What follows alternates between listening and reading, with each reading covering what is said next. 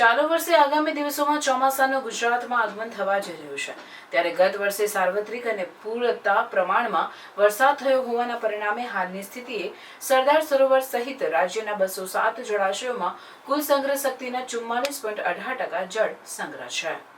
ગુજરાતની જીવાદોરી સમાન સરદાર સરોવર યોજનામાં હાલમાં કુલ સંગ્રહ શક્તિના 53.4% પાણી ઉપલબ્ધ છે,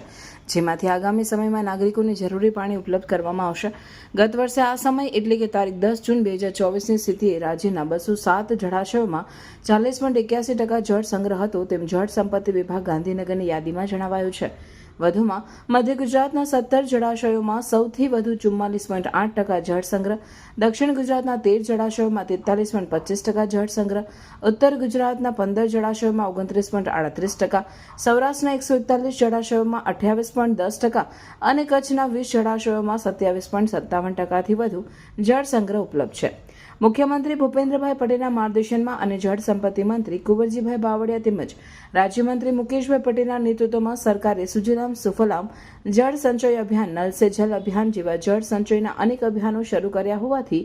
જળ વ્યવસ્થાપન ક્ષેત્રે ગુજરાત આત્મનિર્ભર બન્યું છે। વડાપ્રધાન નરેન્દ્રભાઈ મોદીએ કરેલા કેચ ધ રેઇનના આહવાનને સાકાર કરવા ગુજરાતમાં catch the rain Sujalam Sufalam જળ અભિયાન 2.0નો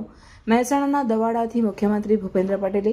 રાજ્યવ્યાપી શુભારંભ કરાવ્યો હતો। આ સિવાય સુરેન્દ્રનગર જિલ્લામાં આવેલા ધૂળી ધજા તેમજ મોરબીના મચ્છુ 3 જળાશયમાં હાલ 91%થી વધુ પાણી ઉપલબ્ધ છે, જ્યારે કચ્છના કાલા ઘોઘા જળાશયમાં 82%થી વધુ, રાજકોટના ભાદર 2માં 77%થી વધુ, છોટાઉદેપુરના સુખી જળાશયમાં 74%થી વધુ તેમજ રાજકોટના આજી 2માં 73%થી વધુ પાણીનો જથ્થો સંગ્રહાયેલો છે,